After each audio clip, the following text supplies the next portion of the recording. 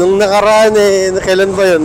Lunes ata, sobrang traffic sa Bayani Road. Ay, lagi naman po dyan.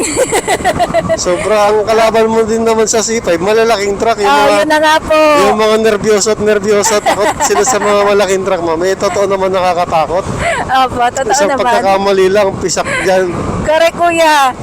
Kasi isang beses dyan, move it din eh. Opo. Talaga sumiksik si Kuya Rider na sa gilid ng malalaking truck. My Opo. God! Napakapit ako sa amin, Kuya!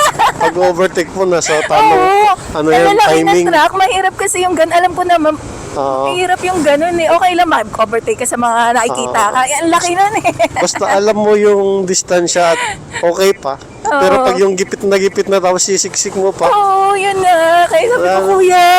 hindi mo kailangan ipagsiksikan ang sarili mo man pag ayaw na sa'yo. Tama.